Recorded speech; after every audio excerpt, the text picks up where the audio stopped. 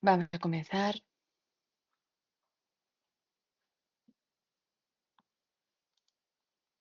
Ahora voy a compartir pantalla.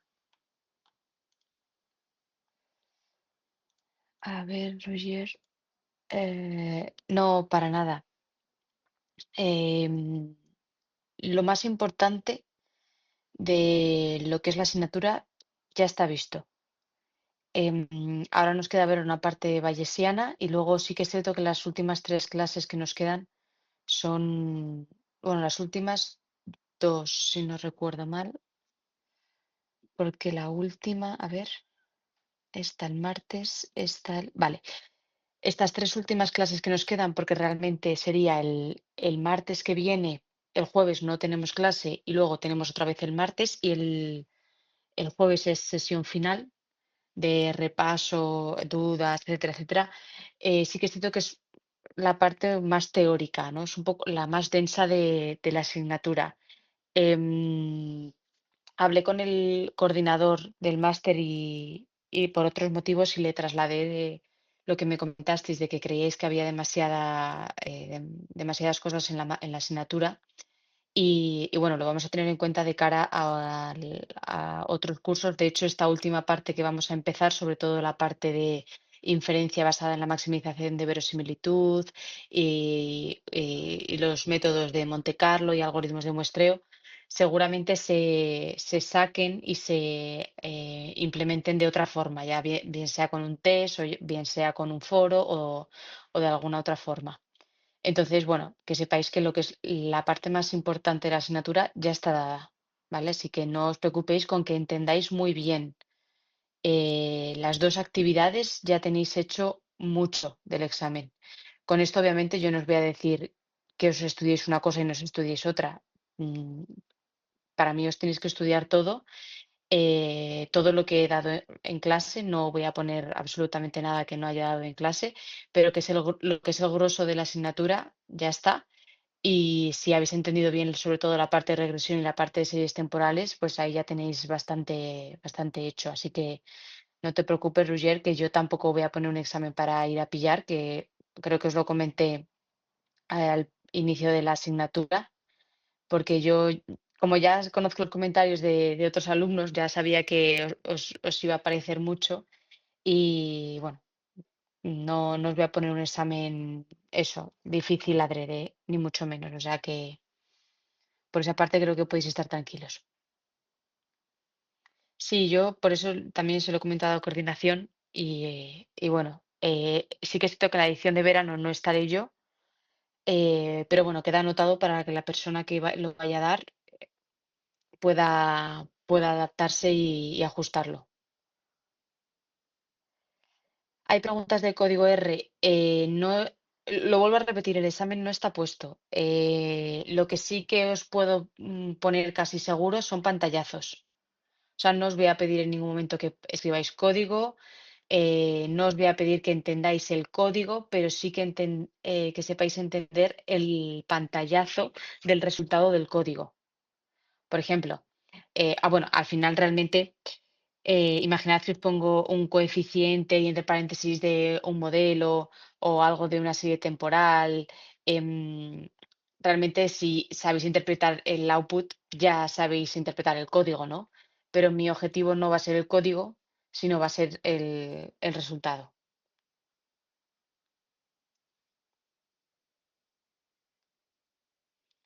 Por eso también comentaba que es muy importante que entendáis bien las prácticas que estáis haciendo. Y por eso he intentado hacer un poco de machaque con esas cosas porque luego va a ser importante.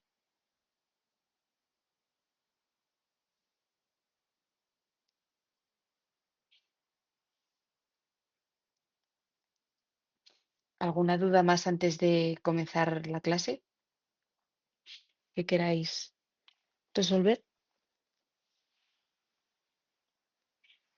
Yo igualmente voy a dejar un anuncio el lunes para recordaros que el martes sí que tenemos clase, pero que el jueves no, ¿vale?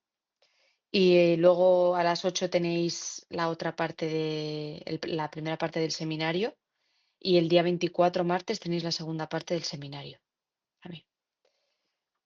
Vale. pues ya que hemos dado una vuelta a estos temas, vamos a empezar. La primera parte del seminario es hoy, Jesús, a las 8. Lo envié en un anuncio.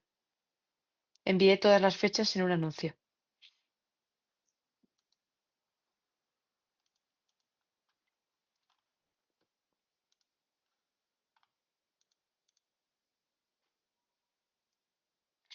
Es que hoy es la primera, Jesús, pero el martes 24 es la segunda, porque la chica que os lo va a dar al principio solamente acordó con coordinación que iba a ser una sesión, pero en el último momento dijo que creía que necesitaba más tiempo y al final acordaron otra fecha más. Entonces, realmente hay dos, hoy y el martes 24.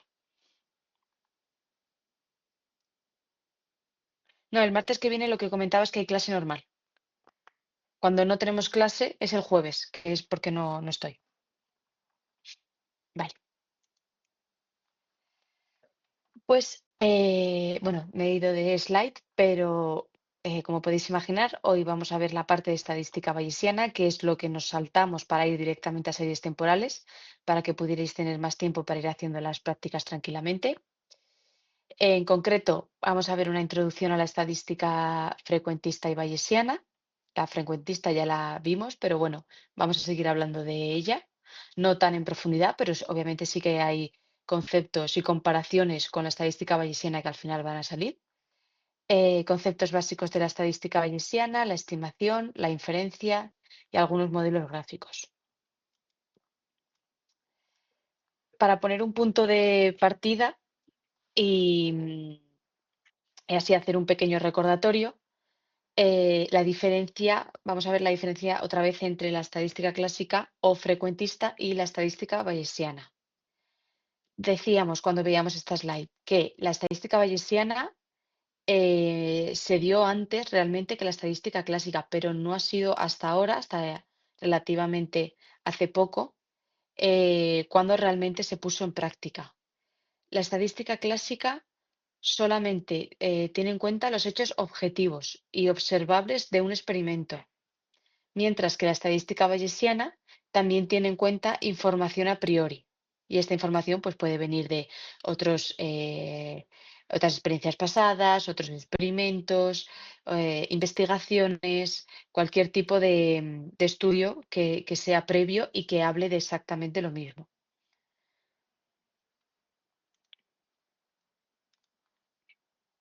Uy, aquí está, se ve un poco borrosa, ¿verdad?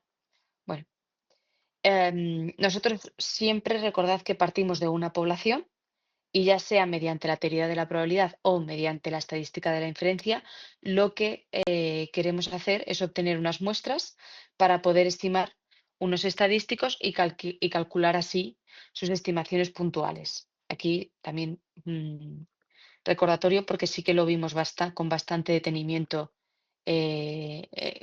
en la primera parte de la asignatura.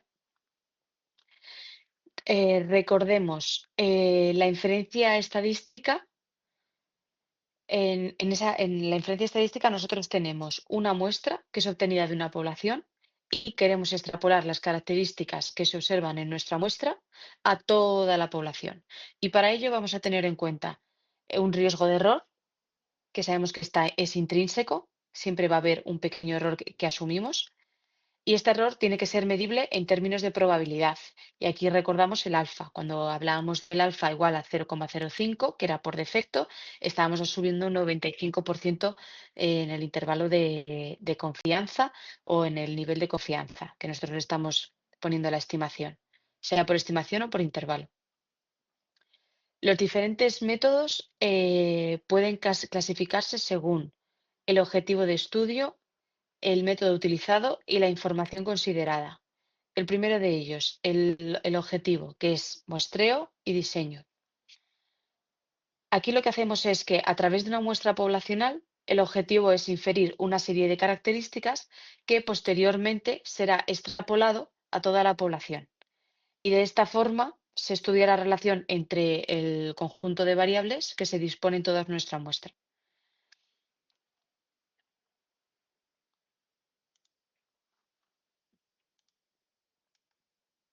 Vale. Segundo, los métodos paramétricos y los métodos no paramétricos. Paramétrico significa que los datos provienen de una distribución cuyos parámetros a estimar es un número finito. Y para ello lo que se hace es suponer una distribución conocida y estimar los parámetros, que aquí es cuando hablábamos de la distribución de Poisson, de binomial, la hipergeométrica, que si podíamos lo asemejábamos todo a una normal, aquí los parámetros son conocidos y de un número finito, conocemos la distribución y por lo tanto, pues hacemos las estimaciones pertinentes conforme a esta distribución conocida. Si no es no, si es no si los datos que tenemos son no paramétricos, ¿esto qué quiere decir? Pues que únicamente conocemos aspectos muy generales de la distribución y lo que tratamos es de estimar su forma, porque no parece clara. Cuando nosotros hacemos los gráficos, no vemos una distribución de Poisson, no vemos una distribución de Gauss y por lo tanto una normal, una binomial. Son datos que no se asemejan de forma clara a una distribución. Aquí esto no lo vamos a ver, pero bueno, para que sepáis, una de las técnicas que se suele utilizar cuando los datos son no paramétricos es intentar acercar nuestros datos a la distribución de entre las conocidas, a la que más se parezca. O sea, buscar la similitud entre las distribuciones conocidas. ¿Qué es lo que nos va a pasar? Que aquí vamos a asumir, por supuesto, un error todavía más grande, porque no estamos seguros de la distribución que estamos viendo. Entonces, porque los datos propiamente, por su naturaleza, no se corresponden con ninguna distribución 100%. Y por último, la información considerada. Aquí tenemos el enfoque clásico, que es la hora de hacer una inferencia únicamente se va a utilizar la información de los datos que tenemos, que esto ya lo sabemos, y además se supone que no hay información que pueda ser relevante a priori, y si la hay, la descartamos, no le hacemos caso. En el enfoque bayesiano sí que se permite introducir información inicial y además considera que los parámetros del modelo son variables aleatorias. Cuando el tamaño de la muestra es muy grande, la estadística clásica y la estadística bayesiana tienen resultados muy similares. Cuando tenemos muchísimos datos, que al final recordamos que esto es algo beneficioso y queremos ir hacia ello, cuantas más observaciones tengamos mejor. Da igual la metodología que sigamos, si es clásica o frecuentista o bayesiana, porque los resultados van a ser muy grandes. O sea, perdón, muy similares. Aquí en este gráfico podemos observar la diferencia entre el enfoque clásico y el enfoque bayesiano dentro del método paramétrico. El intervalo de confianza en estadística clásica informaba sobre la veracidad de que el intervalo de confianza esté bien construido. Y con esto es a lo que nos referíamos con ese 95% de confianza, sobre que el intervalo que hemos construido es veraz, está bien construido. Sin embargo, este enfoque en la estadística bayesiana cambia por completo y de hecho es el más conocido. Y en la estadística bayesiana informa sobre la probabilidad de que el valor real del parámetro esté dentro del intervalo. Y esto precisamente se dice así, o sea, es propiciado de esta forma al considerar el parámetro de estimación como una variable aleatoria, que es justamente lo que acabamos de mencionar en la slide anterior. Entonces, cuando decimos el intervalo de confianza con un 95%, pues decimos con un 95% de probabilidad el parámetro está dentro del intervalo. El parámetro real está dentro del intervalo. Entonces, aquí es donde se bifurcan los dos conceptos de estadística clásica y estadística bayesiana.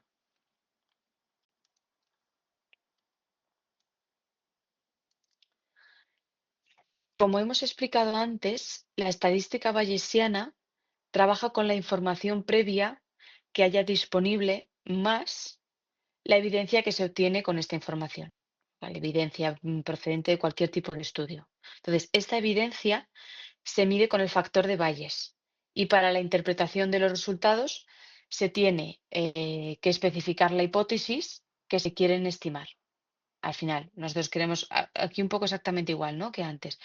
Nosotros tenemos una hipótesis y queremos contrastar si nuestro parámetro toma un valor X o no toma un valor X, o si toma un valor X o es menor que ese valor X o es mayor que ese valor X. Em, y también tenemos en cuenta la probabilidad a priori asociada a la información previa de la que dispongamos.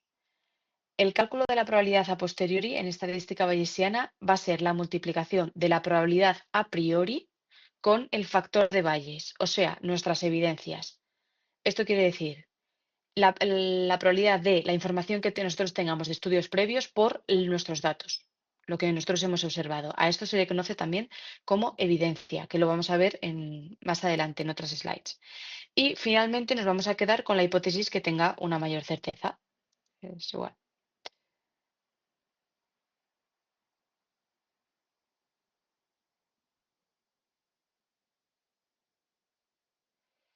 No, Roger, el clásico lo que está diciendo es que con un 95% de confianza el intervalo que he construido es correcto.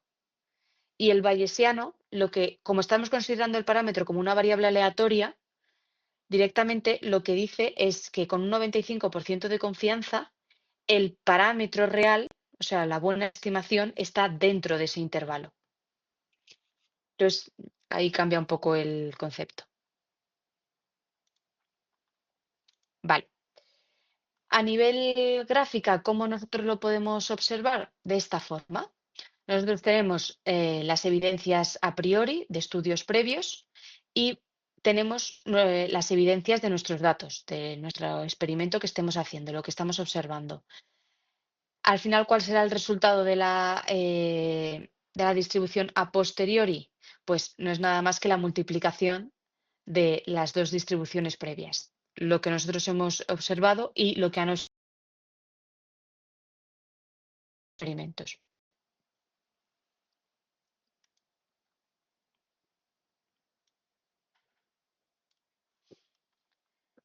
Ay, si se me olvida una cosa, recordadme por favor al final de clase que os comente algo sobre series temporales, sobre las diferencias, una cosita que se me olvidó comentar la clase anterior para que lo tengáis, para aclararlo simplemente. Vale. Como ya sabemos entonces, vamos a comentar los conceptos de probabilidad a priori, a posteriori y condicionada, así como la verosimilitud. El principio de probabilidad inversa. Este principio afirma que la probabilidad de un suceso A, dado un suceso B, será diferente a la probabilidad de un suceso B, dado un suceso A. Vamos a verlo con un ejemplo. Supongamos el caso A como que el suceso es que una persona sea una mujer y el suceso B es que esté embarazada. Se podría observar de manera intuitiva que la probabilidad de, sabiendo B, sabiendo que esté embarazada, ¿cuál es la probabilidad de que sea mujer? En este caso es del 100%, como parece evidente. Sin embargo, la probabilidad de, sabiendo que es una mujer, cuál es la probabilidad de que esté embarazada, en este caso ya obviamente no es el 100%. Una mujer puede estar embarazada o no puede estar embarazada. En este caso baja al 2%. Bayes descubrió una relación entre las dos probabilidades, de modo que conociendo una de ellas se podría llegar a conocer la otra.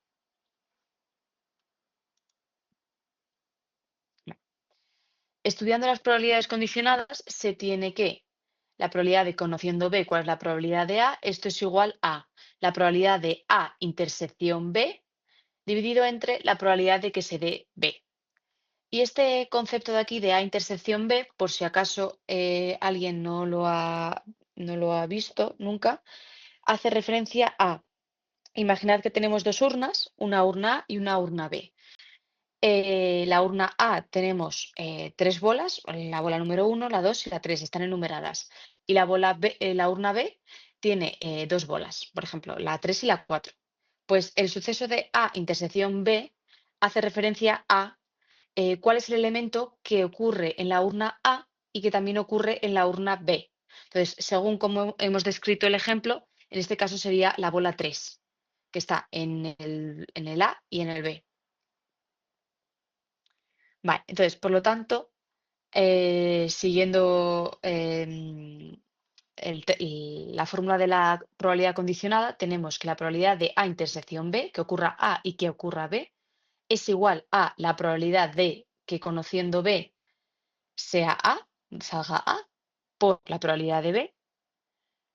La probabilidad de, conociendo A, que salga B, es igual a la probabilidad de B intersección A, dividido entre la probabilidad de A. Y la probabilidad de B intersección A es igual a la probabilidad de que conociendo A se dé B por la probabilidad de A. Y aquí también algo que quería aclarar es que, como os podréis imaginar por el ejemplo que os he puesto de las urnas, la probabilidad de A intersección B es lo mismo que la probabilidad de B intersección A. O sea, esa probabilidad, ese valor que tome la probabilidad es la misma. En el caso de las urnas, ¿por qué? Porque es lo mismo decir cuál es el elemento común que hay en la urna A y en la urna B que en la urna B y en la urna A, porque solamente va a ser el 3. No va a cambiar la probabilidad por ello. Vale. Como se sabe que las probabilidades de las intersecciones son iguales, em, en este caso se puede igualar ambas expresiones y se obtiene la siguiente fórmula. Vamos a igualar la probabilidad de, conociendo B, cuál es la probabilidad de A por la probabilidad de B, y esto es igual a la probabilidad de, conociendo A, que sea B, por la probabilidad de A. Entonces, despejando esta ecuación, se llega finalmente al teorema de Bayes, donde la probabilidad de A será la probabilidad total, la probabilidad de B se lo vamos a asignar a la probabilidad a priori, la probabilidad de A condicionada con B será la probabilidad condicional de que el suceso A esté condicionado a otro B. Y la probabilidad de B condicionado con A será la probabilidad a posteriori.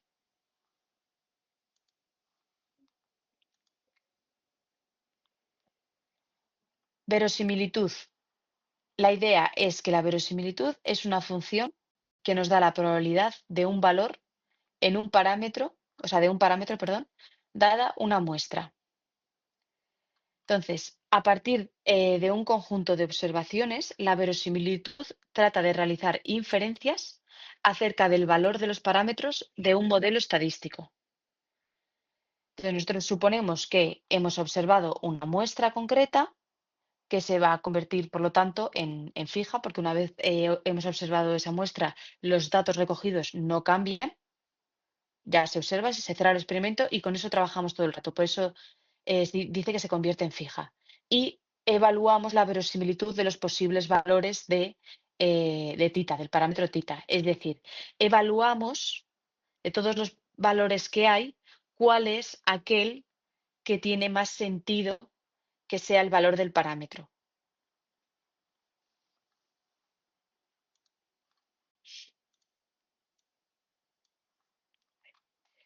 El axioma de verosimilitud se tiene por una combinación de, por una parte, la ley de verosimilitud, que dice que una hipótesis estadística es mejor que otra si la probabilidad de una de ellas es mayor que la otra, lo cual tiene sentido. Si la probabilidad es mayor, pues parece más verosímil.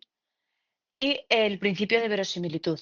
La función de verosimilitud contiene toda la información suficiente para evaluar la evidencia estadística. El resto de información se puede tener en cuenta para la toma de decisiones o planificar estudios, pero, pero nada más. O sea, ahí se queda. Con respecto a la función de verosimilitud, ya se tiene la información suficiente para mostrar evidencia estadística.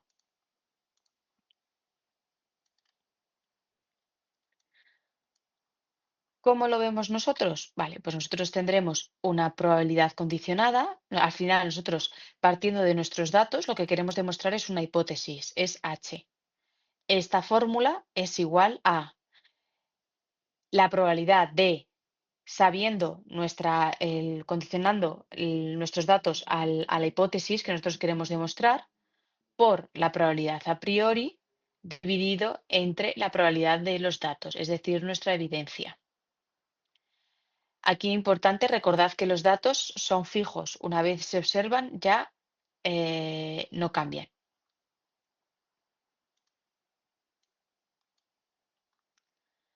La función de verosimilitud se puede ver como una familia de funciones en la que g de x, siendo x sub 0 nuestros datos, es una constante de proporción. Entonces, supongamos que tenemos una variable aleatoria continua X con una función de densidad que depende de un vector de parámetros θ.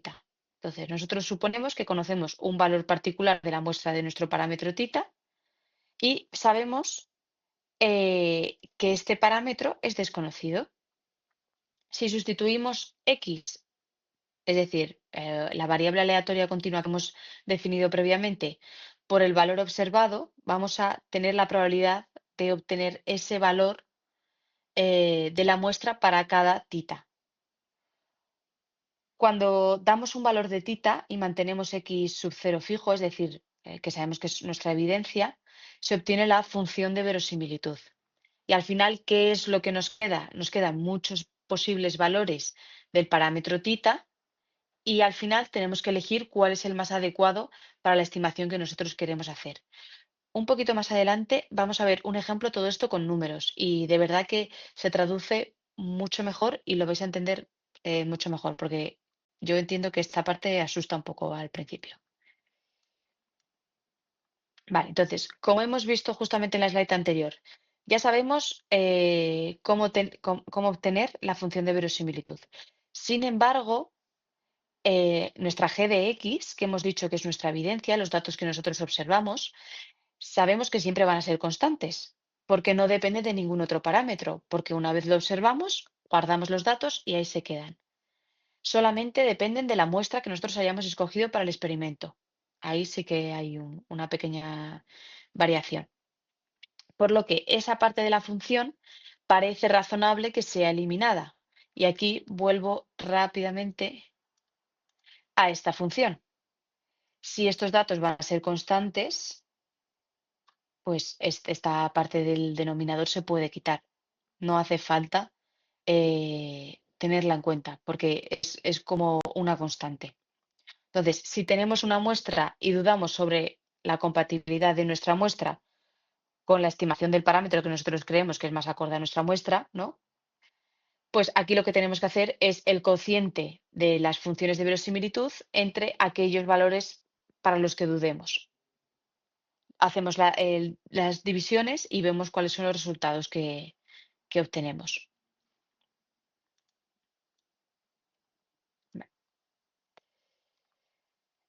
Aquí os hablo de aprovecho para hablar y aclarar la teoría de la probabilidad. La teoría de la probabilidad se centra en el estudio de la incertidumbre y de cómo cuantificarla. Por eso hablamos de probabilidades, no de hechos certeros. No tenemos incertidumbre, perdón, ante una situación y lo que queremos es cuantificar esa incertidumbre. La teoría de la probabilidad se basa en modelos matemáticos que nos permiten calcular la probabilidad de que ocurran ciertos eventos, como puede ser, por ejemplo, el lanzar un dado, la probabilidad de obtener un número específico lanzando un dado, obviamente teniendo en cuenta que el dado no está trucado ni nada de algún tipo de trampas. Por otro lado, la inferencia clásica, al igual que hablábamos de la estadística clásica y también decíamos que era lo mismo que decir estadística frecuentista, pues cuando hablamos de inferencia clásica también podemos hablar de inferencia frecuentista o inferencia estadística. Se ocupa de hacer conclusiones sobre una población a partir de una muestra, que es lo que ya vimos. Para ello, ¿qué es lo que utiliza? Pues la teoría de la probabilidad para estimar los parámetros, probar hipótesis y hacer predicciones. Por ejemplo, si tomamos una muestra de personas para estimar la altura del promedio de una población, pues aquí estaremos utilizando una inferencia clásica. Por lo tanto, como resumen, la teoría de la probabilidad es bastante, o sea, perdón, es la base matemática que nos va a ayudar a entender la incertidumbre, mientras que la inferencia clásica aplica precisamente estos principios para hacer conclusiones sobre datos y sobre poblaciones. Cuando hablamos sobre datos, me estoy refiriendo a muestras. Primero hacemos la conclusión sobre la muestra y después lo extrapolamos sobre toda la población. Ejemplo, supongamos que sacamos al azar una moneda del bolsillo y la tiramos 10 veces y obtenemos 7 caras y 3 cruces. ¿Quiere esto decir que debemos admitir que la probabilidad de cara en esta moneda es...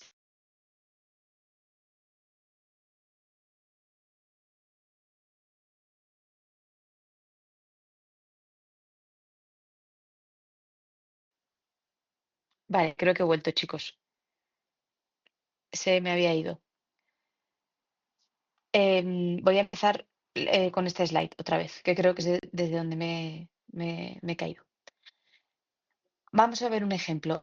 Supongamos que sacamos al azar una moneda del bolsillo y la tiramos 10 veces y obtenemos 7 caras y 3 cruces. ¿Quiere esto decir que debemos admitir que la probabilidad de cara en esta moneda es 0,7? Claramente no. ¿Por qué sabemos que claramente no? Porque ya se ha demostrado que si nosotros lanzamos infinidad de veces una moneda, o sea, el número de veces que se intenta el experimento tiende a infinito, sabemos que realmente la probabilidad de, teniendo en cuenta que la moneda esté bien, sabemos que la probabilidad de tener cara o tener cruz es 0,5. Entonces, ¿cuál es nuestro problema aquí? Es que tenemos una muestra demasiado pequeña. Los métodos de estimación que hemos visto hasta ahora, por lo general, funcionan muy bien con muestras grandes, pero con muestras pequeñas o medianas no proporcionan siempre respuestas satisfactorias. Por lo tanto, también eh, esto es otra evidencia de lo importante que es tener cuantas más observaciones, mejor.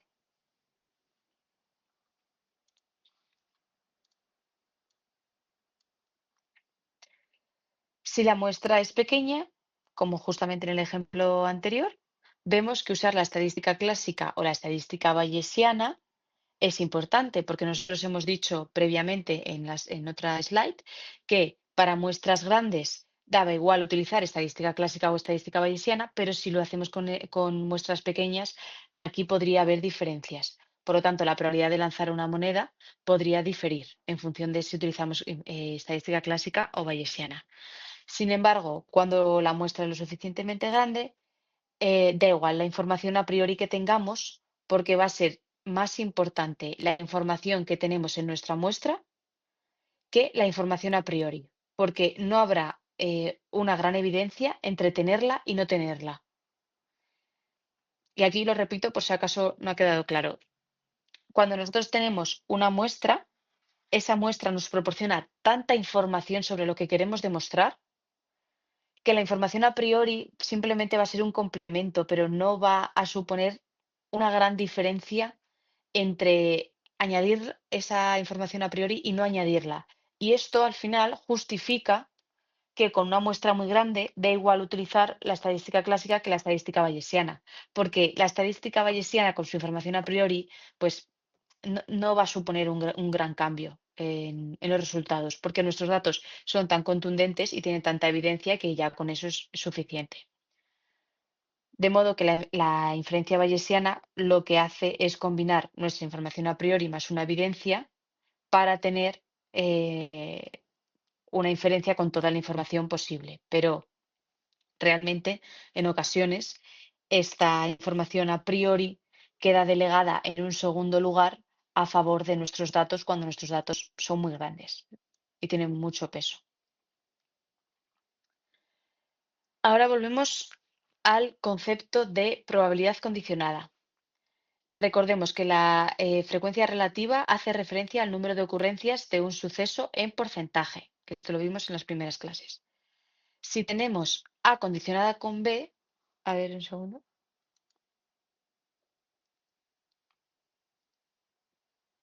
No, Roger, tanto en la estadística, o sea, eso puede ser una ventaja lo que tú acabas de mencionar, puede ser una ventaja de la bayesiana, porque, como tú bien dices, si nuestra muestra es pequeña, se puede apoyar en una información a priori, pero tú también puedes hacer la misma estimación con la estadística clásica. Lo que pasa es que obviamente los resultados van a ser más flojos, por lo tanto no van a ser tan certeros ni el resultado de la probabilidad va a ser tan bueno. Pero con una muestra pequeña tú puedes hacerlo por los dos métodos. Lo que pasa es que una de las ventajas de la bayesiana es que como tengo falta de datos, voy a buscarlos fuera y me apoyo en ellos. ¿sabes? Entonces, piénsalo, eso que acabas de comentar, piénsalo más como una ventaja, pero no como una diferencia entre clásica y bayesiana, porque se pueden utilizar ambas. Vale. Entonces, si tenemos A condicionado con B, significa la probabilidad de que, sabiendo que ha pasado B, ocurra A. Entre las probabilidades de que tenemos que ocurra A y B, únicamente nos vamos a quedar con aquellas en las que aparezca B. Y después ya escogeremos también las que contengan A. ¿Por qué? Porque hemos dicho que es A condicionado con B, entonces B tiene que estar sí o sí. Por lo tanto, primero selecciono dónde esté B y luego ya miro a ver dónde también está A.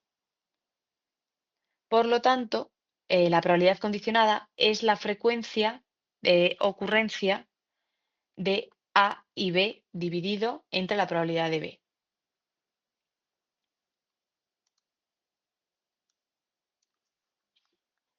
Vamos a ver el primer ejemplo con datos. Después habrá más. Después de haber hecho un examen en una clase de 30 alumnos, se han recogido datos para saber cuántos alumnos han estudiado y cuántos han aprobado. Los resultados se muestran en la siguiente tabla de contingencia.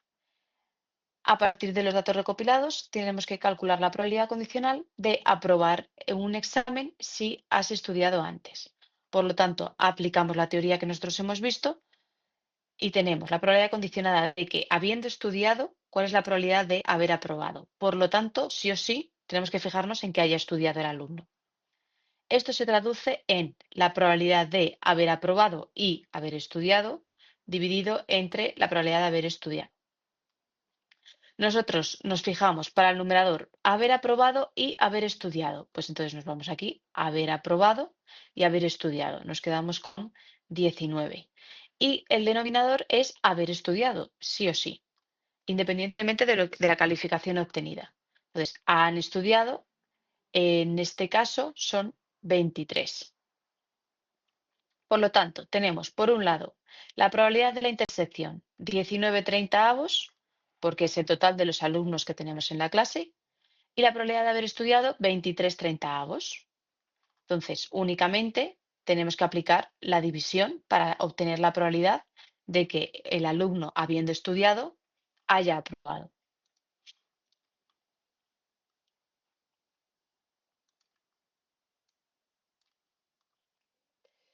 Diferencias entre la probabilidad de AB y la probabilidad de A condicionada con B. La probabilidad de AB es lo mismo que decir la probabilidad de A y B, o sea, con la intersección. Y por lo tanto que ocurran los dos sucesos, tanto A como B. Obviamente, esta probabilidad siempre va a ser menor que ocurra el suceso A o el suceso B de forma independiente. Por ejemplo, si nosotros tenemos un tarro también con bolas enumeradas y separadas en dos colores, pues la probabilidad de que sea rojo y además sea par siempre va a ser menor que la probabilidad de que solamente sea rojo, independientemente de la numeración, o la probabilidad de que solamente sea par, independientemente del color. Y por otro lado, la probabilidad de A condicionada con B, como hemos visto, es la probabilidad de que, habiendo ocurrido el suceso B, pase A. Si la probabilidad condicionada es cercana a 1, indica que es muy probable que haya ocurrido A, si no, es muy poco probable. Pero realmente ya sabemos que B ha ocurrido sí o sí. Entonces su probabilidad siempre va a tener que ser distinta de cero, porque es un suceso que sabemos que ya ha ocurrido. Lo único que tenemos que determinar es la probabilidad de A, del otro término. Cuando nosotros hacemos una estimación mediante la estadística bayesiana, debemos seguir ciertos pasos.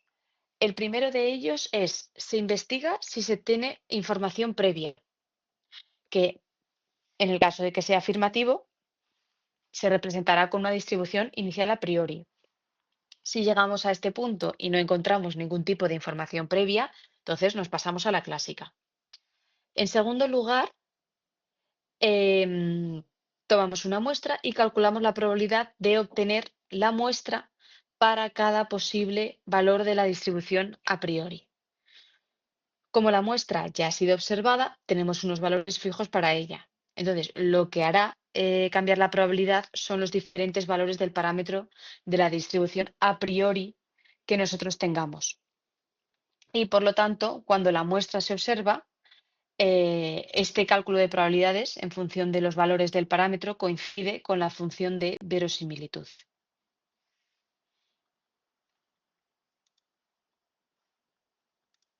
Vale, está nada. Aquí, bueno, es exactamente lo mismo de antes, para que veáis dos distribuciones. A priori, verosimilitud teniendo en cuenta, condicionado con la X que representa nuestra evidencia, nuestros datos, y como resultante, simplemente va a ser a priori por verosimilitud.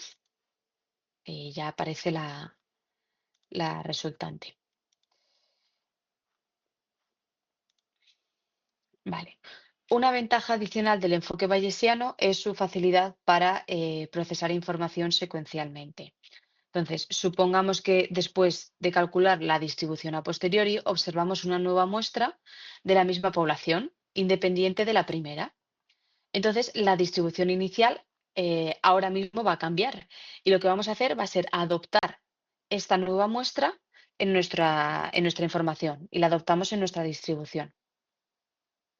Esto es un poco también como cuando hablábamos de las distribuciones normales, que en el caso de que observáramos otra distribución, si nosotros hacemos la suma conjunta de las dos distribuciones, como ambas proceden de una normal, eh, al final desemboca en otra distribución normal, pues esto es un poco el mismo ejemplo, refiriéndonos a que adoptamos las muestras a priori de la misma población que hemos observado y que es independiente de nuestra muestra primera. O sea, no estamos condicionando nada.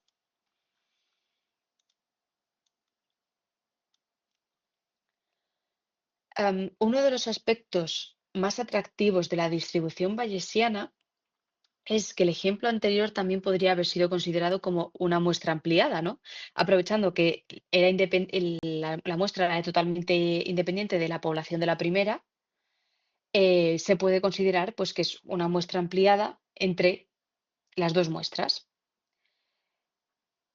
Por lo tanto, este es uno de los aspectos más atractivos. ¿Por qué? Porque no dejamos información fuera. Aprovechamos toda la información que nosotros podamos. Si, por ejemplo, estamos haciendo un estudio y a la vez que estamos haciendo un estudio sale una nueva investigación referente a lo que nosotros estamos estudiando, con una nueva muestra, con una nueva información a priori, podemos adoptarla y tenerla en cuenta y, por lo tanto, enriquecer nuestra información con estos nuevos datos.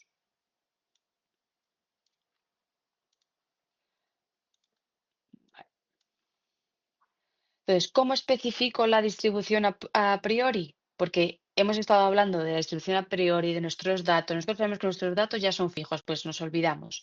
Ahora, la distribución a priori. ¿Cómo especifico la distribución? Pues existen 4 métodos distintos para establecerla.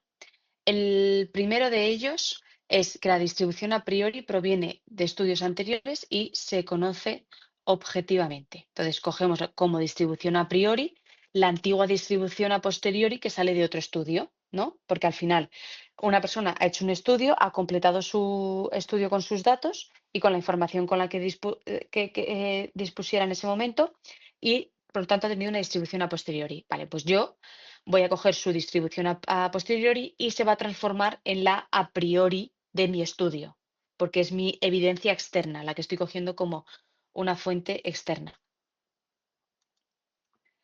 Por ejemplo, supongamos que tratamos de determinar el porcentaje de elementos defectuosos en un proceso y antes de tomar la muestra conocemos que se hizo un estudio similar hace unos meses y suponiendo que las condiciones no han cambiado, tomaremos la distribución a posteriori del estudio anterior como la distribución a priori de nuestro estudio actual. Como segundo ejemplo, supongamos que una empresa está interesada en conocer el tiempo medio que las personas de una zona dedican a navegar por Internet. Entonces, supongamos que conocemos un estudio de esta variable en otra zona de características similares y podemos tomar la distribución a posteriori del estudio realizado como distribución a priori para nuestra zona. Aquí traducido, pues si tenemos ese mismo estudio en Barcelona y Madrid, es completamente compatible porque las características de ambas ciudades son similares. Si, por ejemplo, lo hacemos de una ciudad muy grande con otra muy chiquitita, como podría ser Jaén, o algún pueblo de Jaén, no tiene por qué ser provincia, incluso es exactamente lo mismo, pero uno hablamos de ciudad y otro de pueblo. Pues ahí no sería muy conveniente hacer esto porque precisamente estamos juntando un poco churras con merinas. El comportamiento de un pueblo de Jaén no tiene por qué ser el mismo que el de Madrid o el de Barcelona. En segundo lugar, la distribución a priori puede ser importante respecto a la muestral, pero la información existente es subjetiva y no está formalizada. ¿Qué es lo que se puede hacer aquí? Pues elegir el valor más probable de la distribución. ¿Cómo hacemos esto? Pues se puede escoger la moda, en el caso que sea una variable categórica. Se puede escoger el rango de valores que cubran el 99% de la distribución. Entonces ahí estamos cogiendo casi todo. Nos estamos dejando un 0,5 a un lado de la distribución y otro 0,5 a otro lado de la distribución.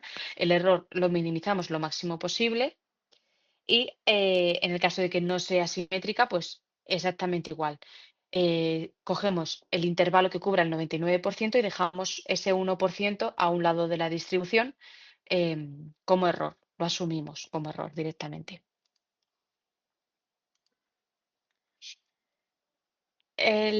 La tercera forma es que la información a priori es pequeña con relación a la muestral. En estos casos elegiremos una distribución que se conoce como conjugada. Aunque lo veremos un poquito más adelante, este tipo de distribución lo que hace es asegurarse que la distribución a priori y a posteriori tengan la misma forma. Y así es más fácil el cálculo de la posteriori, o sea que se asemejen, aunque haya diferencia de muestra, pero que estén representando lo mismo en forma. Y como cuarto punto, la información a priori es despreciable frente a la muestral o no queremos tenerla en cuenta en el proceso de inferencia. Entonces, en estos casos, directamente utilizamos la estadística clásica y nos olvidamos de la bayesiana. Y aquí vemos. La distribución es conjugada si la distribución a priori pertenece, en este caso, a la distribución binomial. Entonces, también la distribución a posteriori pertenece, o parece razonable pensar que pueda pertenecer a una distribución binomial. La evidencia es constante, entonces se quedaría exactamente igual con nuestra parte de verosimilitud y con nuestra parte de distribución a priori.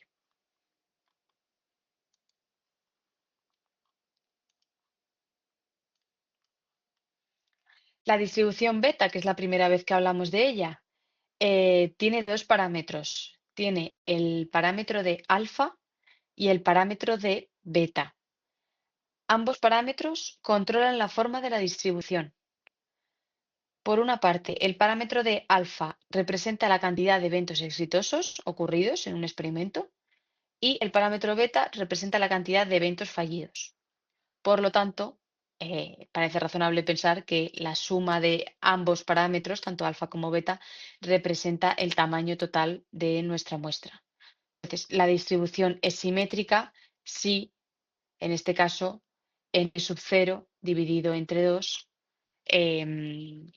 o sea, y asimétrica en caso contrario. En el caso de que se pueda dividir entre 2 o no, hace que sea simétrica o no sea simétrica. Si a priori el valor más probable para el parámetro es P, entonces decimos que P es igual a R sub n dividido entre n sub 0, siendo R sub n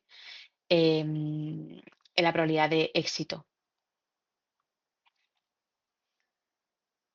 Vale, de aquí nada más. A nivel gráfico, ¿cómo podemos visualizar la distribución beta? Pues justamente como vemos aquí, en función de los parámetros que tome toma una forma u otra. Fijaos siempre que en el último que se prueba, que es el color naranja, empieza a asemejarse eh, un poquito más a la normal. Aquí a priori todavía no estamos hablando de la normal, estamos hablando del tipo de distribución.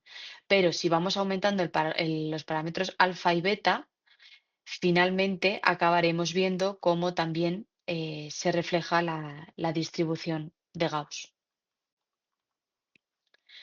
La media de esta distribución beta pues es alfa dividido entre la totalidad, alfa más beta, que es justamente lo que decíamos aquí, R sub 0 dividido entre n siendo la totalidad, R alfa, la probabilidad de éxito, bueno, el número de casos exitosos, pues esto es exactamente igual. Lo que pasa es que con otra notación, pero que sepáis que es lo mismo.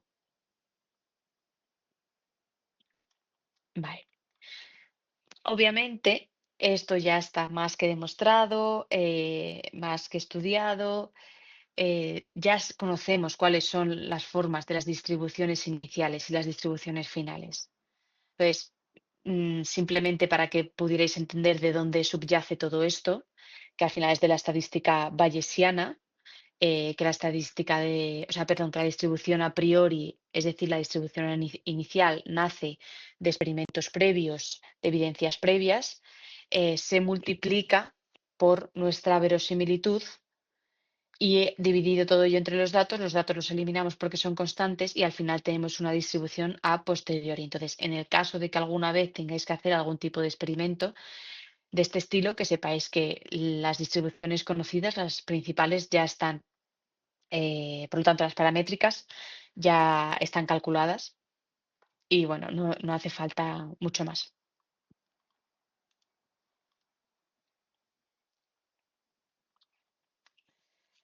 Ahora vamos a ver las estimaciones puntuales. En estadística clásica decíamos que buscábamos que el parámetro estimado tuviera una varianza mínima y en estadística bayesiana buscamos tomar como estimador la media de la distribución a posteriori. Es decir, en este caso sería como por la parte central de nuestra distribución a posteriori. Repetimos el mismo concepto. Para tamaños muestrales grandes, la información inicial será escasa con relación a la dada por la muestra y la posterior será proporcional a la verosimilitud. Seguimos con el mismo concepto. Por lo tanto, para muestras grandes, ambos métodos serán similares. No habrá diferencias. Vale. Tenemos una población. En esta población tenemos que en parte de ella hay una característica con una cierta proporción. La manera más sencilla de expresar la distribución a priori es mediante la función de densidad. Y la función de densidad queda determinada por R sub 0 y N sub 0. La moda es R sub 0 entre N sub 0 y la distribución es simétrica si R sub 0 es igual a N sub 0 partido por 2 y asimétrica en otro caso. Recordamos siempre R sub 0 igual a la parte de alfa, eventos exitosos, N sub 0 la suma de alfa más beta, eventos exitosos más eventos fallidos.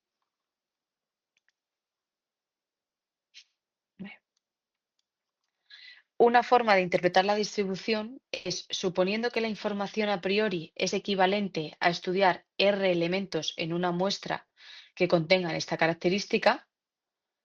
Cuanto mayor sea la muestra, mayor es la cantidad de información disponible y, por lo tanto, menor dispersión habrá. En el caso contrario, la función pues, se va a convertir en uniforme y, por lo tanto, la información inicial será totalmente irrelevante. No habrá nada que sacar de ella.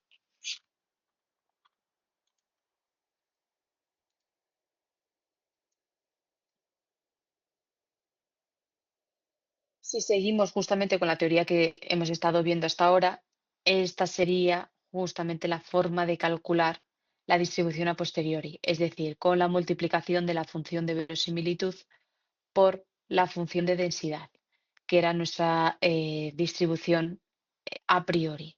Por lo tanto, el valor más probable, que es R sub 0 partido de N sub 0, con los datos de nuestra muestra, es el estimador máximo verosímil con toda la información que tenemos.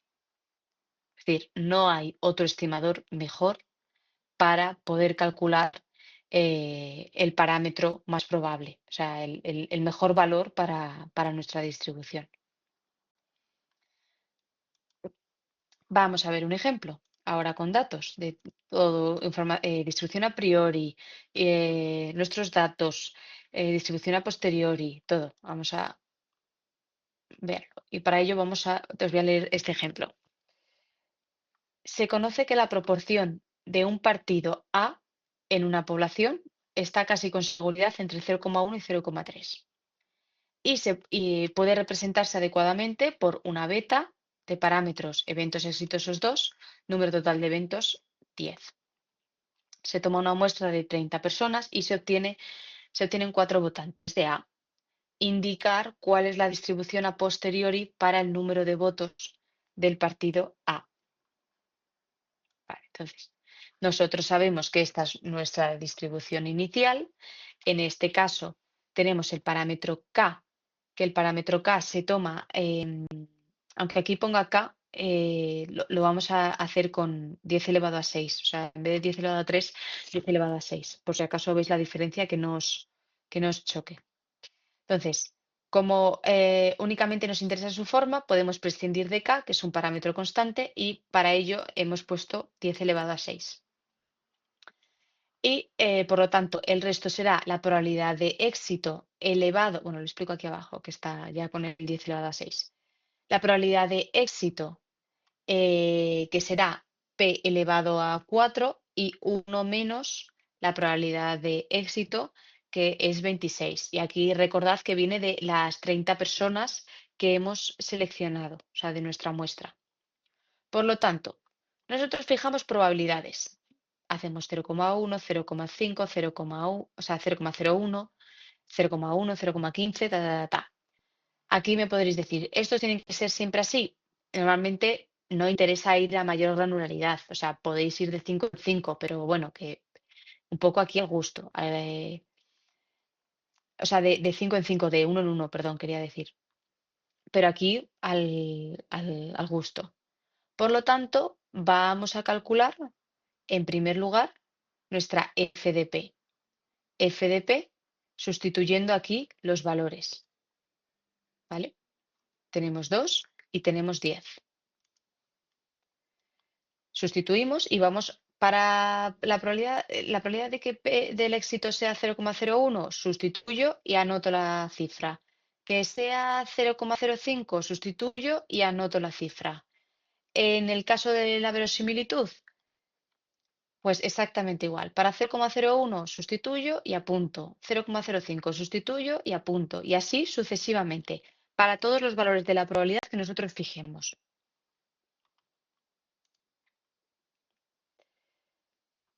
De nuevo hemos tomado K por 10 elevado a 6 arbitrariamente para obtener números enteros.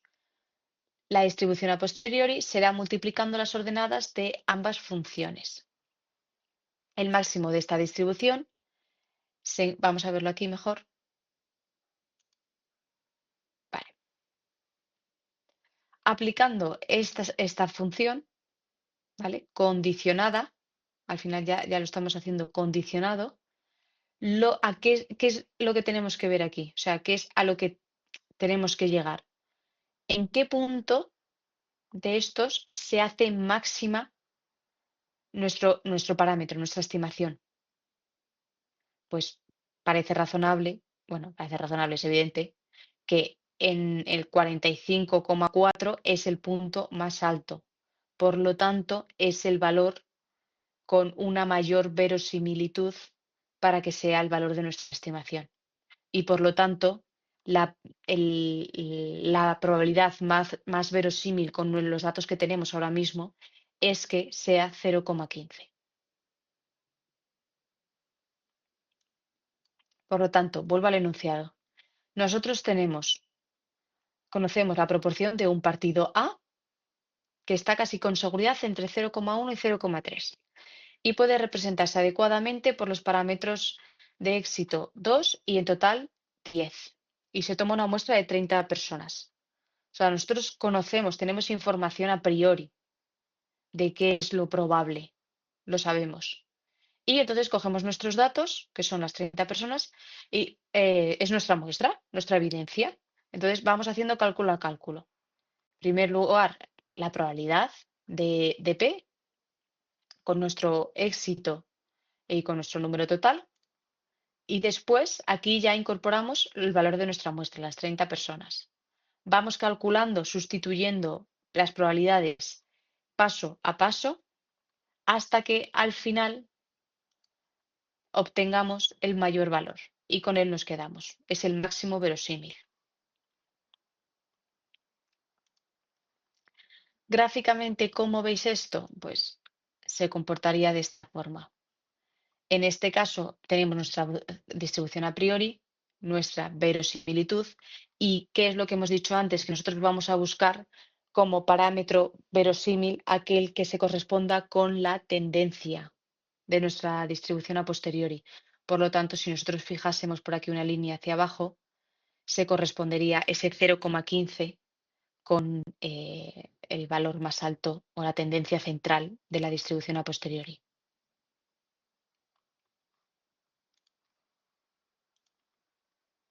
Vale. Como veis, a simple vista, el cálculo de las distribuciones a posteriori puede ser complejo e incluso la estimación de parámetros tampoco parece trivial, como sí que parecía en estadística clásica. Por suerte, actualmente ya utilizamos programas informáticos que nos ayudan a generar muestras de la distribución a posteriori a partir de una inicial y la función de verosimilitud. Entonces, algunos métodos para crear estas simulaciones son los métodos de Monte Carlo con cadenas de Markov. Esto, por si os suena, está muy relacionado, se utiliza mucho en el ámbito de la economía. Los métodos de Monte Carlo y cadenas de Markov se utilizan mucho en economía para simular situaciones económicas que se pueden dar, tanto de crisis como de bonanza.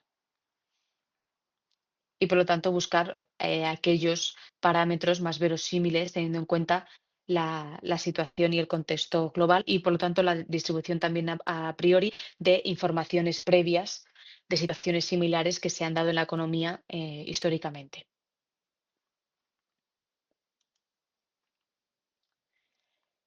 La inferencia bayesiana es una manera de tener mejores predicciones en los datos. Justamente, Roger, lo que comentabas, es una ventaja, ¿no? Al final, lo que estábamos hablando antes, es una ventaja tener información previa. Podemos utilizarlo como una ventaja. Y si tenemos una muestra tan grande que no va a suponer nada, bueno, pues ahí está. Complementa, simplemente hace el acto de complementar. Es muy útil cuando no se dispone de todos los datos deseados, es decir, permite sacar conclusiones más sólidas de los datos combinando lo que se sabe sobre la respuesta.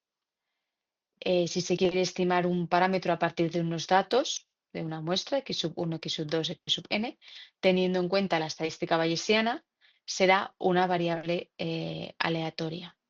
Los pasos a seguir son: se fija una distribución a priori. Cuando se tienen los datos, se escoge un modelo estadístico, que será la función de verosimilitud, y a partir del teorema de Bayes se calcula la distribución a posteriori.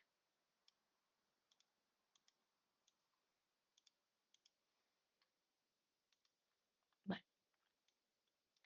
y ahora vamos a ver algunos ejemplos visuales de R. Así que si queréis, yo voy a por agua, eh, que llevo hablando ya mucho rato. Ejecutad, por favor, los códigos de las primeras 4 slides. Os dejo 5 minutos y ahora comentamos cada uno de ellos.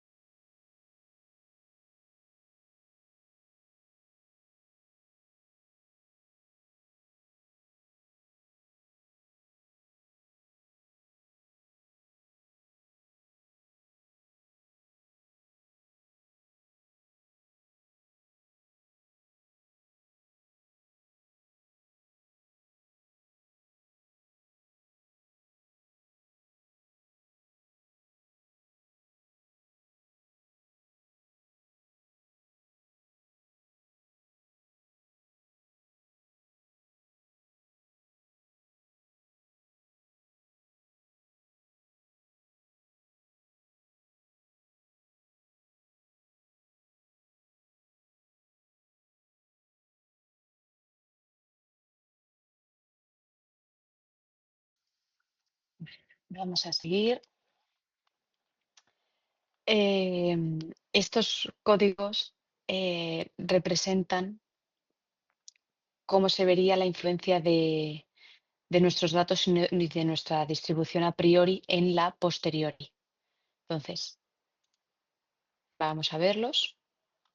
En el primer caso, nosotros tenemos nuestros datos representados y una distribución a priori uniforme. Aquí no hay ningún tipo de información relevante.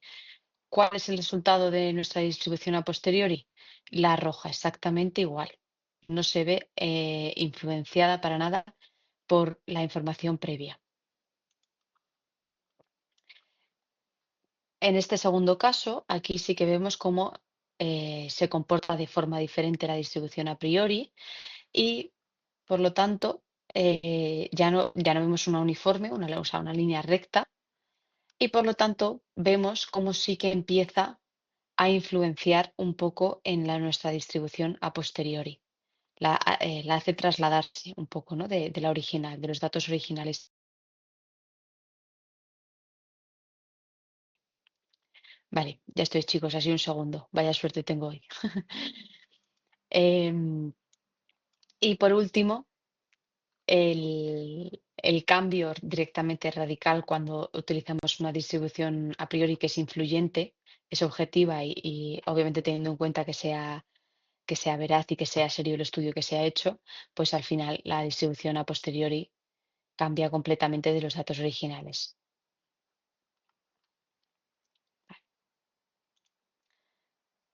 Ahora vamos a ver otro ejemplo con el CSV de estudiantes de portugués que está subido en el campus.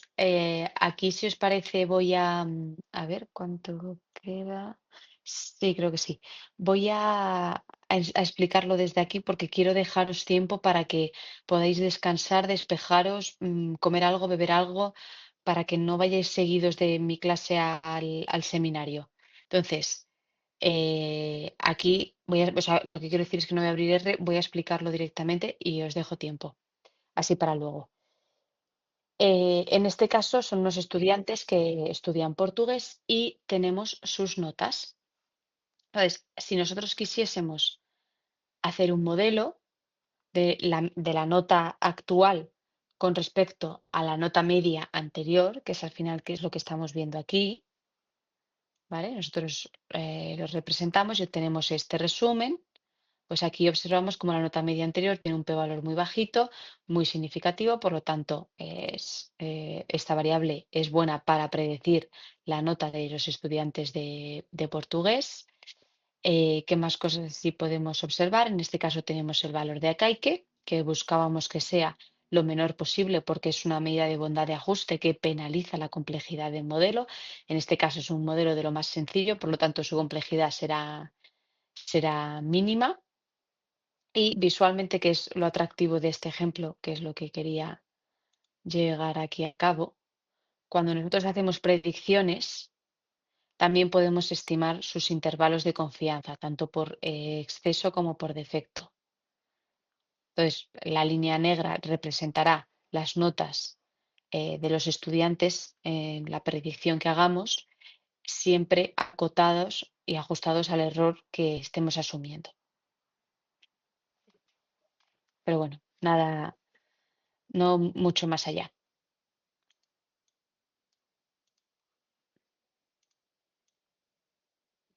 Vale. Eh, para finalizar la clase de hoy, vamos a hablar de grafos.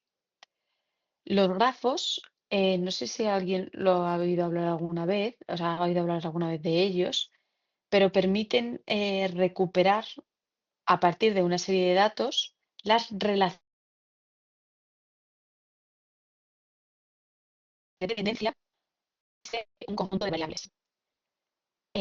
Aquí os pongo un ejemplo. Imaginaos en el caso de los seguros. Vosotros sois un asegurado, pues la aseguradora conoce cuál es vuestro número de póliza, que representa otra variable. ¿Cuál es la calle donde vivís? Que representa otra variable. Vuestro número de teléfono, que representa otra variable. Y así sucesivamente. Entonces, vosotros imaginad como que sois un círculo donde estáis en el centro, sois el individuo, y de ese círculo salen aristas a otros círculos que representan otras características vuestras, vuestra edad, la matrícula de vuestro coche, la calle donde vivís, la prima que pagáis, etcétera, etcétera.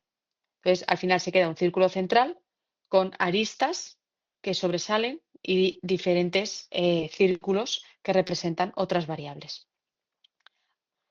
Una de las principales ventajas de los grafos es su potencialidad a la hora de representar diferentes relaciones entre variables, porque visualmente es muy sencillo relacionar a una persona con otra con este tipo de gráficos. Por ejemplo, si yo como asegurada eh, comparto la misma dirección que mi hermano, por ejemplo, entonces las aristas de la dirección, tanto la de mi hermano como la mía, se van a unificar en la parte de la dirección. Entonces, se van a conectar mi arista como individuo y la arista de mi hermano como individuo, van a ir a apuntar a la misma dirección. Entonces, visualmente es muy enriquecedor. Cuando también se utiliza mucho. En los seguros lo utilizamos mucho, sobre todo para detectar fraude organizado, porque como el propio nombre indica, el hecho de que esté organizado significa que te has vinculado con alguna persona que tiene alguna característica similar a ti en algún concepto para cometer un fraude del tipo que sea. Entonces, esa característica puede ser otra vez la dirección, pueden ser los apellidos, puede ser, no sé, puede ser la matrícula del coche, que los dos tengáis dos coches y esos dos coches estén registrados, entonces sepan que pertenecen a las dos personas. Hay diferentes características que pueden delataros en el caso de que queráis cometer un fraude organizado con otra persona. Entonces, las redes bayesianas, que son los grafos dirigidos, ahora veremos todo esto gráficamente. Los campos aleatorios de Markov son grafos no dirigidos. Son los tipos de modelos gráficos que más se utilizan. Si bien existen equivalencias matemáticas entre los diferentes modelos, no necesariamente se dispone de interpretaciones formales para la dinámica de modelación de cada uno de ellos. Y vamos a pasar a verlo aquí. Esto sería como la evidencia de un grafo, que es justamente lo que yo intentaba explicaros. Imaginad que H soy yo como individuo. Pues M, y en el caso de que la flecha apunte a M, pues M será mi número de teléfono, L será mi dirección, H direccionado con K será, pues yo qué sé, mi edad, cualquier cosa, ¿no? Entonces, esto es un grafo. Partimos de unos nodos, que es como se conocen los circulitos, conectados con sus correspondientes aristas. Los grafos pueden ser cíclicos, es decir, imaginad que de la fase B pasamos a la C, porque la flecha lo dirige así, C. De la C, imaginad que pasamos a la A, que lo dirige directamente en el sentido contrario. Y de la A simulamos que hay otra flecha que baja a la B. Es cíclico porque la fase 1 pasa a la fase 2 pasa a la fase 3 y así vuelta a empezar. También pueden ser acíclicos. En este caso, un ejemplo muy sencillo es el parentesco. Todo va en orden descendente. El hijo, si pintásemos un parentesco con grafos, el hijo no vuelve al abuelo. El abuelo pasa a los hijos tienen los hijos y así sucesivamente, siempre en orden descendente. Pero no hay un ciclo que se vuelva a repetir en esta situación, en el caso del parentesco. Y aquí en este caso estamos hablando de grafos dirigidos. ¿Por qué estamos hablando de grafos dirigidos? Porque hay una flecha que condiciona el movimiento del grafo. C no puede ir a B, C solamente puede ir a E. Entonces, si no hubiera esta dirección, serían los grafos no dirigidos y por lo tanto podría pasar que C fuera A, que A fuera C. O sea, ahí hay diferencias. Como ejemplo, pues imaginad que la hierba está húmeda y no sabemos si es por la lluvia o por el rociador.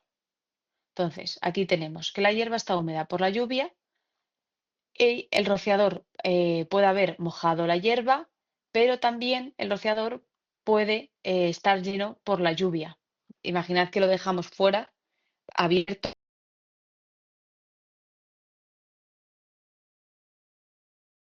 y ha mojado la hierba, o directamente la lluvia ha mojado la hierba.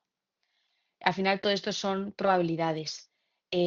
Normalmente las probabilidades o se presentan con esta tabla de aquí que aparece, o directamente las probabilidades aparecen justamente encima de las aristas. La probabilidad de que la lluvia haya llenado el rociador, y aquí encima te ponen la probabilidad. Se puede ver de las dos formas, casi que es más común verlo con la probabilidad unida a lo que es el grafo, todo junto, se ve ya directamente, que con la tabla aparte. Entonces aquí se puede jugar con probabilidades. Sabiendo que ha llovido, ¿cuál es la probabilidad de que la hierba esté húmeda? ¿No? Aquí, pues aquí jugamos un poco con lo que hemos visto de la estadística bayesiana.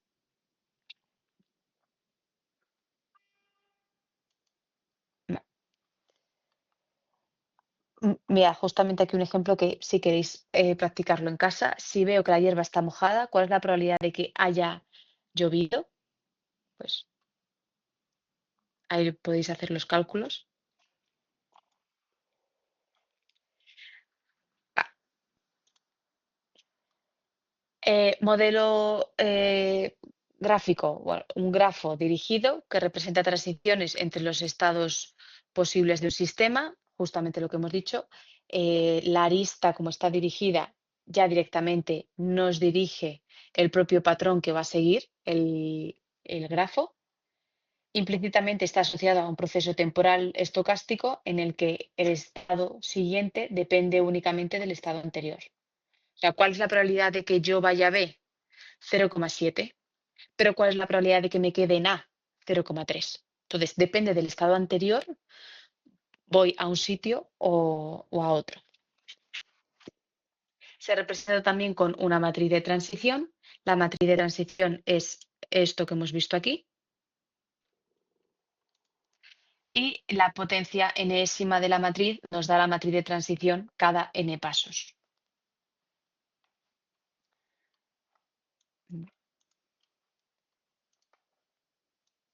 Y para finalizar, os presento diferentes tipos de grafos. La diferencia entre dirigidos y no dirigidos ya lo hemos visto. La diferencia entre estocásticos y dinámicos, la diferencia fundamental es que en los estocásticos se define primero la estructura del grafo que vamos a utilizar, y una vez se tiene el grafo definido, se ejecuta una y otra vez sin posibilidad de modificarlo. Se observa y ya se queda tal cual está. En el caso de los dinámicos sí que se pueden introducir elementos en el caso de que varíe la situación que estamos observando. La mayor ventaja de esta aproximación, pues eso, que permite optimizar la ejecución al final, y que al no modificarse se puede ejecutar todas las veces que se quiera, lo más rápido posible, y además se puede optimizar el grafo o incluso paralizar la ejecución. Si nuestro grafo es dinámico, estamos un poco sujetos a qué es lo que puede ocurrir, ¿no? Si va a haber algún elemento que vaya a hacer que el gráfico se modifique. Y probabilistas versus decisiones. Esto tiene que ver con lo que nosotros estamos observando. Si aquí, por ejemplo, nos aparece una probabilidad, nos puede aparecer una probabilidad, entonces es probabilista, pero puede ser un gráfico, por ejemplo, que indique eh, em, estoy en casa y voy al trabajo, o estoy en casa y voy a casa de mi amigo. Si estoy en casa y voy al trabajo, puedo ir en bici. Si estoy en casa y voy a casa de mi amigo, puedo ir en coche. O sea, aquí al final estamos tomando decisiones en función, en este caso, de un vehículo, de un medio de transporte. Lo que quiero que tengáis en cuenta es que no estamos hablando de probabilidades, no estamos hablando de algo cuantificable, sino que estamos hablando de decisiones que tomamos. Y en función de eso tomamos un camino u otro camino. ¿Dónde se utilizan también muchísimos grafos? Google Maps, por ejemplo. Al final nosotros queremos ir de un sitio A un sitio B. Tenemos que pasar por varios puntos, que serían los nodos, y queremos optimizar nuestro camino. Por lo tanto, cuando nosotros estamos optimizando un camino en grafos, decimos que buscamos el camino mínimo, el que menos tiempo nos lleve. En el caso de que queramos tardar más, pues entonces será el camino máximo, ¿no? ¿Y qué es lo que habrá en nuestro grafo de Google? Pues lo que conecta un nodo con otro no van a ser probabilidades, no van a ser decisiones, van a ser tiempos. Pues del punto 1 al 2 son 2 minutos, del 2 al 4 son 30 y así sucesivamente. Entonces, en función del camino, si queremos tardar más o tardar menos, escogeremos el camino del 1 al 2, del 2 al 4 o del 1 al 3, del 3 al 4 y llegamos al mismo punto. Si lo extrapoláis a otros ejemplos de la vida, seguro que os paráis a pensar, seguro que veis los grafos en múltiples aplicaciones, o sea, se utiliza mucho.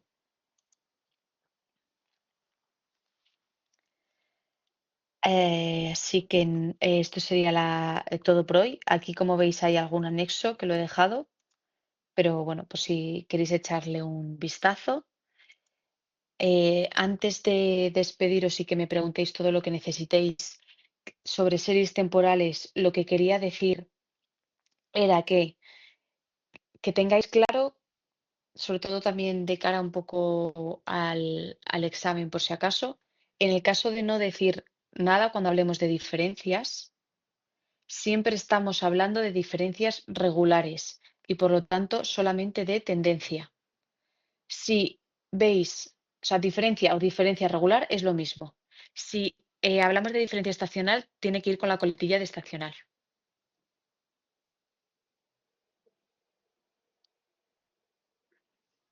Arima, cuando veíamos el modelo de Arima, si es solo Arima, estamos haciendo referencia a PDQ en minúscula.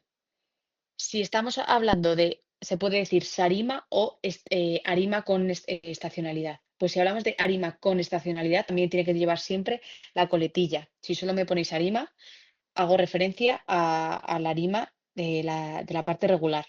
Arima con estacionalidad, parte regular y parte de tendencia. Y si no, lo llevamos Sarima.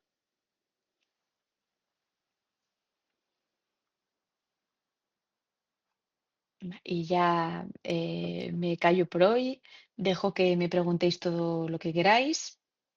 Sí, lo que decía Roger es que cuando hablamos de diferencia, si nosotros decimos diferencia o diferencia regular, estamos haciendo referencia a lo mismo, que es a la tendencia.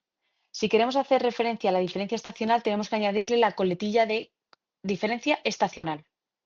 Y esto ocurre lo mismo con Arima. Si nosotros decimos mi modelo es Arima, estáis haciendo referencia a solamente tendencia, una Arima regular. Por lo tanto, P, D, Q minúscula. Pero si queréis decir, es que también en las actividades, esto lo he visto y lo corrijo porque está mal dicho, me decís Arima, pero luego me planteáis un Sarima. Entonces, si queréis poner Arima, tenéis que añadir con estacionalidad. Si no me ponéis la coletilla de con estacionalidad, me estáis hablando de una Arima teniendo en cuenta solo la parte regular y por lo tanto la parte de la tendencia.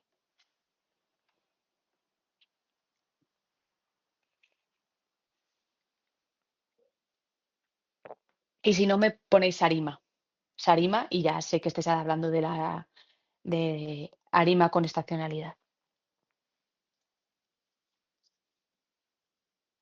Vale, pues voy a dejar de compartir. Me quedo por aquí un poco por si alguien está escribiendo, que me suele llegar con retardo. Y si no, por mi parte ya estaría todo. Nos vemos el martes y nada, que disfrutéis del seminario. Ya me contaréis qué tal el próximo día.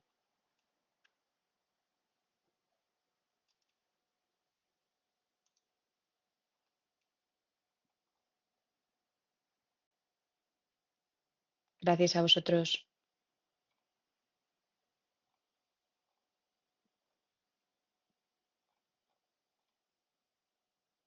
Nada, gracias. Buen fin de semana.